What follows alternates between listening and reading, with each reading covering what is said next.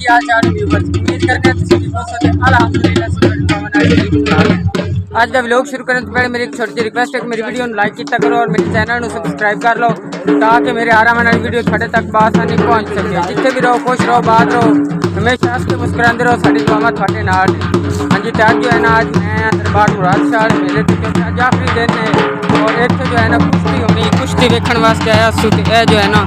भाई फखर सैम साहब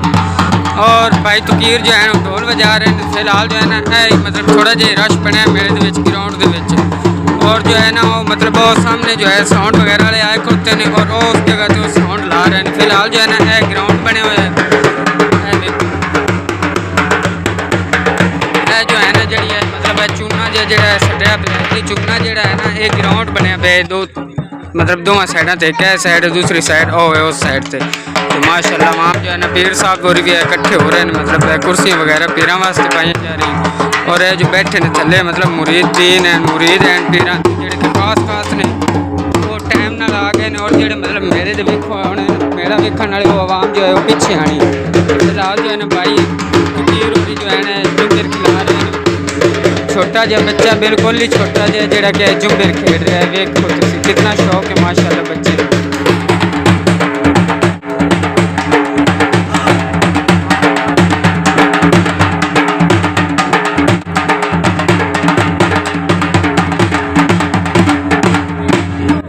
माशाल्लाह जी माशाल्लाह बच्चा जो है ना बड़ी सोहनी जुम्बर खेड रहा है। सदे ने जी रंगा ने जुम्बर जी कि साढ़े कोल पिंडा थावां ते बहुत ज़्यादा पसंद की जाती है। तमाम जी है ना मतलब साढ़े पिंडा वाली वो इस जुम्बर में बहुत पसंद करती है जी कि जुम्बर है बच्चा खेड रहा है छोटा। हाँ जी माशाल्लाह। तो वो जो है ना सामने भाई शराफत अली और बैठे ने और भाई रमज़ान ने जी कि साढ़े मतलब भाई ने साहब ने साढ़े वो भी नाल बैठे ने तो भाई और जो है ना मतलब इतने ग्राउंड पेड़ च ढोल वगाना है। इस वजह से भाई रमज़ान तो भाई शराफत अली बैठे ने नाल है अकील भाई और ने जोड़े कि देश साइड से बैठे हैं और कुर्सियाँ वगैरह जो है ग्राउंड के साइडा तो मतलब इतने तरतीब नाल लसनी चवां साइडा तो कुर्सियाँ लगसी। हाँ जी तो हुण जो है ना मतलब दोवें टीमां दा एक प्लेयर आ गया बिल्कुल ही छोटे छोटे मुंडे ने दोवें जेडे कि दोनों सामने खुलते हैं। छोटा जो है परली साइड तो है और जो है थोड़ा जिहा लम्बे कद है ना ये इजली इस टीम लो है जी कि टीम है नुकर बैठी और दोवें टीमां दे जेडे हैं ना प्लेयर वो वेखो एक दूसरे ने मिट्टी ला रहे हैं। हुणे कुश्ती खेलन तैयार ने जी। हाँ जी तो ग्राउंड जो है ना बन गया कुश्ती वाला तो हुणे मुंडे कुश्ती खेलणगे।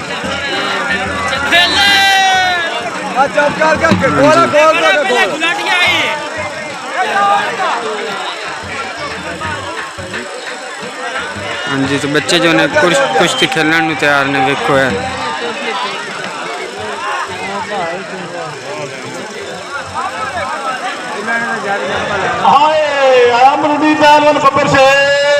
क्या बात है पाकिस्तान वापदा का बब्बर शेर आया मरूदी बंदा छोटा जी ना बुलान पूरा जो क्या बात है इन छोटा ना समझे जे ये बड़ा बुलानी है मरूदी क्या बात है आया 70 पहलवान होगी कुश्ती क्या बात है। जी तो बच्चे जो है ना बड़ी कोशिश कर रहे हैं दो मतलब दोनों बच्चे जो है ना काफ़ी कोशिश कर रहे हैं और थल्ले वाला जो है ना वो कादलू भी छोटा है और वैसे भी वड्डे तो मतलब दूसरे तो कमज़ोर है पर फिर भी जो है ना उन्होंने अपना हौसला बुलंद रखा। वाह जी वाह वाह जी वाह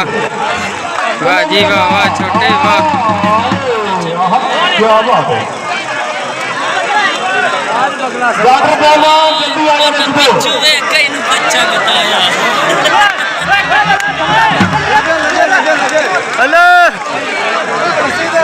हाँ जी ये देखो तमाशाई जो है ना बहुत ज़्यादा खुश हो रही है आवाम।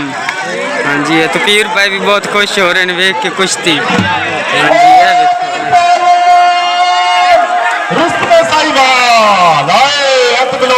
माशाल्लाह तो काफ़ी सारी आवाम जो है ना इकट्ठी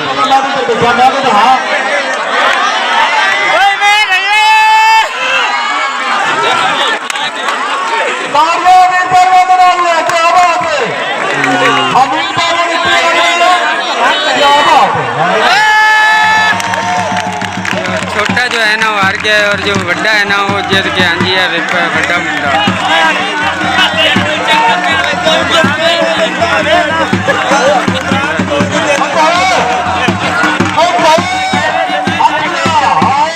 जी तो हुण जो है ना अल्लाह की तहत मेले तो असी वापस आ गए हैं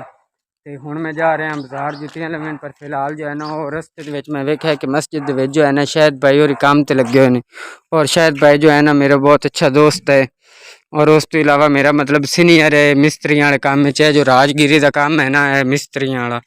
इन विच मेरा सीनियर है मतलब मेरे तो पहले का काम करने लगा है और मस्जिदां का कारीगर है अच्छा कारीगर है काम थोड़ा जिहा स्लो करता है बाकी ये भी बहुत डिजाइनिंग का कारीगर है और अच्छा मिस्त्री माशाल्लाह। अस्सलाम वालेकुम की हाल ने शायद भाई किस टाइम के काम ते लगे ने? 2 बजे अच्छा छोटी ठीक है अच्छा सही हाँ जी शायद भाई और जो है ना आज मुरम्मतियाँ ला रहे हैं मस्जिद दियाँ और अहमद भाई और कोल खोते ने उस्ताद फैज़ रसूल दे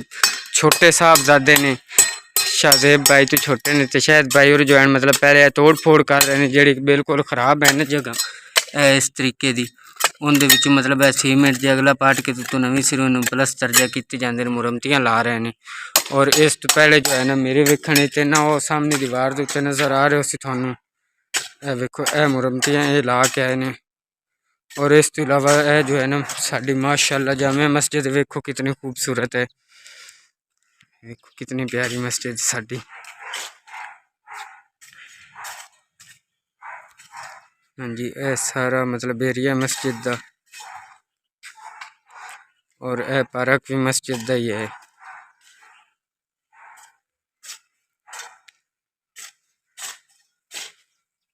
और इस तो इलावा जो है ना शायद भाई जो है वो बिल्कुल ही मस्जिद का हमसाया है नाल वाला घर जो है शायद भाई का और मस्जिद का जोड़ा भी काम धंधा होंगे ना वो शायद भाई और करते हैं जिमें कि बाबे गुल शाह का जोड़ा भी काम धंधा होंगे मलंग तो बाद मतलब या मलंग के नाल रल के मैं करना होंगे इस तरीके जोड़ा भी मिस्त्रियों का काम है ना उस्ताद जोड़े ने साढ़े मतलब इमाम मस्जिद कारी फैज़ रसूल साहब वो मुड़ शायद आख देंगे क्योंकि हमसाया जो है मुड़ कर देंगे।